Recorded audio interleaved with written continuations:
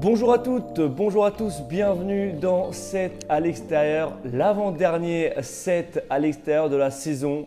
Voilà, 7 à l'extérieur reviendra une dernière fois avant le déplacement à Chartres. Aujourd'hui, c'est l'avant-dernier avant le déplacement à Chambéry. 7 à l'extérieur continuera bien évidemment la saison prochaine. Je ne sais pas avec quel présentateur.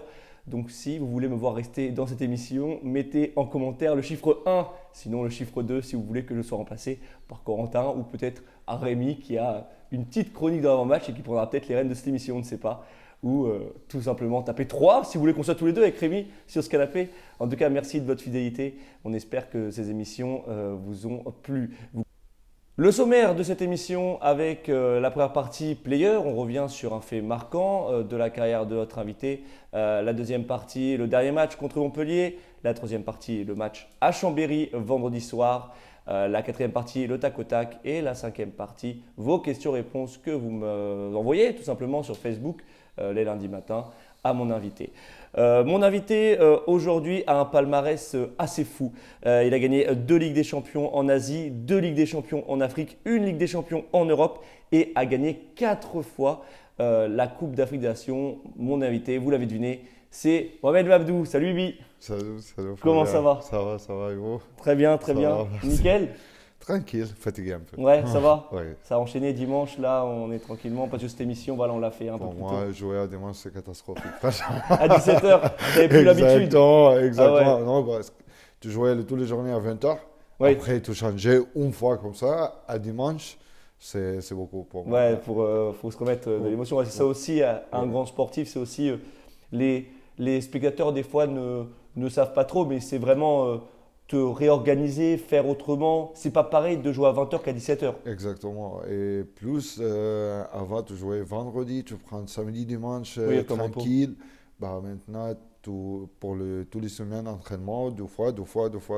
Et ça, c'est pour nous, c'est totalement différent. Le changer, c'est beaucoup. Tu Oui, comprends? oui, Ça, c'est le truc. c'est pour sûr. moi. C'est sûr. Tu as eu que là où vous avez eu, entre guillemets, que lundi de repos et vous enchaînez tout de suite toute la semaine. Là, Exactement. jusqu'à Exactement.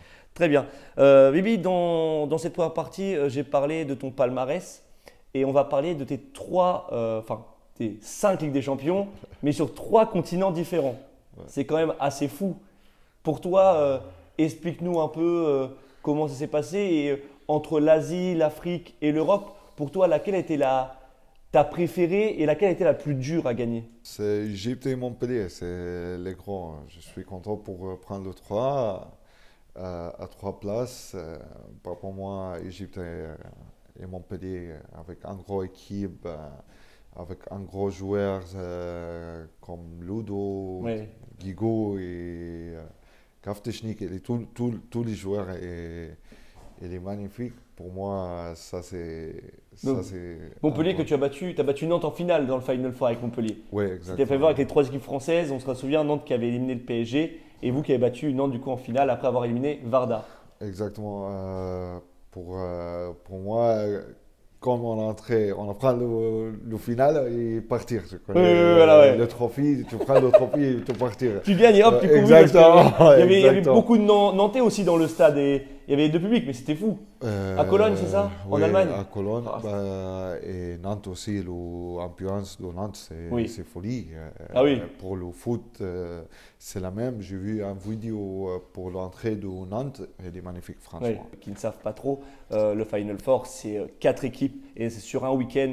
Donc il y a 2 matchs à jouer si on veut remporter la Champions League, un samedi et un dimanche. C'est pour ça que Bibi, des fois, pouvait être un peu plus fatigué. Montpellier, d'ailleurs, on en parle sans transition dans la deuxième partie. Et cette défaite, malheureusement, 33-27 dimanche à 17h, vous avez été nombreux au Palais des Sports. On vous en remercie. Et en tout cas, on espère que vous serez encore nombreux le 31 mars. Le 31 mars, non, c'est déjà passé, 31 mars, le 31 mai plutôt, ici contre Ivry pour le match certainement capital pour le maintien. Il reste 3 matchs, déplacement à Chambéry, on en parlera juste après, le déplacement à Chartres avec beaucoup d'entre vous qui viendront avec nous et la réception d'Ivry. Vous pourrez donc regarder Chambéry à 20h vendredi soir sur Handball TV. Bibi, du coup, ce match, on va en faire très rapidement. Hein. Tu penses que Montpellier a été bien meilleur ou les Septors n'ont pas fait assez pour battre Montpellier? Qu'est-ce que tu penses de ça, toi? Ok, pour moi, franchement, j'adore France. Et le premier contrat professionnel, j'ai signé ici en France avec Aix. Le premier Ligue des Champions Euro, pour moi, j'ai gagné avec Montpellier. Tout le monde le connaît, moi, oui, avec l'équipe nationale d'Égypte, bah, plus avec Montpellier pour jouer la Ligue des Champions et comme ça. Avant de partir ici, comme on a joué avec, comme je jouais avec Aix, gagner direct contre PSG, gagner Montpellier. Les exploits, ouais, c'était. C'est la même situation une fois. Après, j'ai signé à Montpellier. On a joué contre Flensburg, extérieur. On retournait, jouer direct contre Aix. Et Aix gagnait Ouais, ouais, à Montpellier. ouais. Tu comprends? Oui. Pour moi, l'arbitrage, il laisse le 6 contre 6, c'est bon. Il n'a pas choisi une équipe pour autre.